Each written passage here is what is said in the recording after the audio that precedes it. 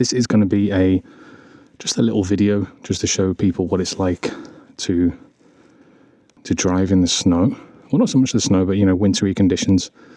This is my LEXMOTO OCR 125, and it's been really good in the snow and the wintry conditions so far. I'm just going to come out slow from here because there might actually be some ice.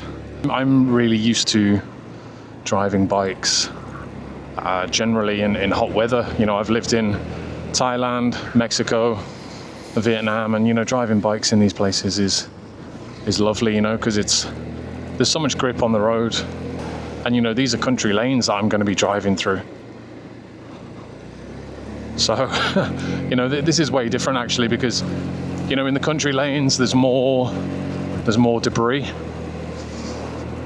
There's a lot more, well, obviously farmers, and the farmers typically drop a lot of stuff, in the road, and yeah, there's just like a lot more debris around the country lanes.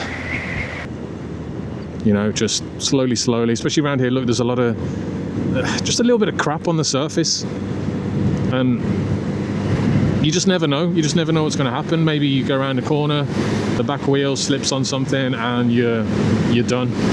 So you just got to be kind of clever with how you're riding, really. But yeah, it's not bad today, actually.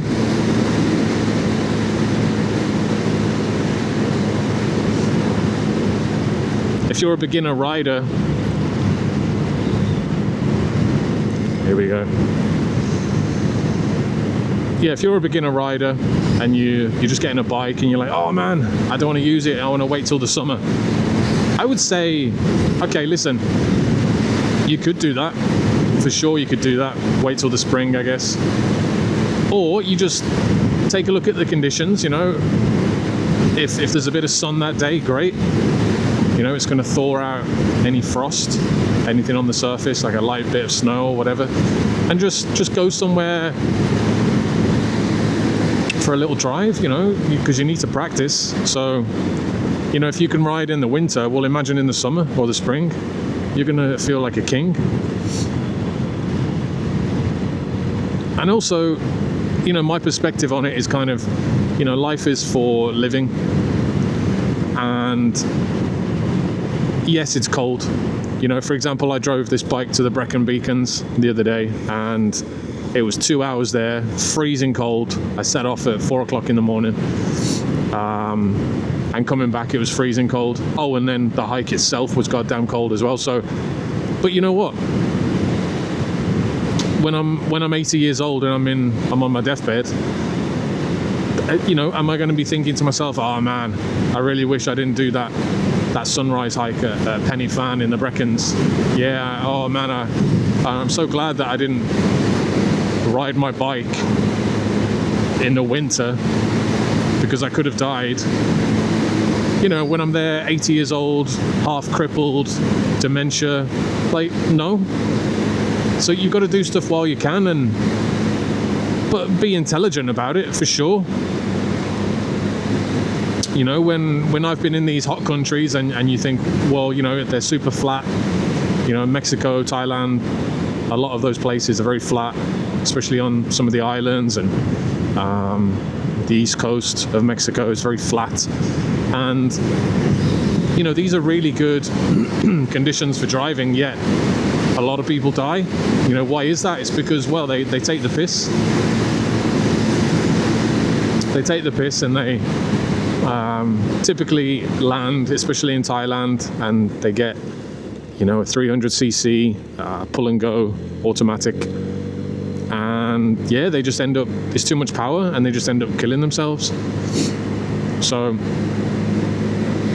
I don't know, I've really enjoyed riding in the winter. Call me crazy, but it's really fun. It's really keeps your mind very, I wouldn't say it's like a meditation, but you have to really focus, and you have to really focus. And whenever I've been going into the gym and people see me with my motorbike helmet, I've had so many comments like, oh mate, this isn't the weather for that, or man, you're fair play for doing that. And I'm like, what? I mean, this is all I've got at the moment. I don't have the car at the moment, so all I've got is my bike, and that's it. I'm just using it because I have to.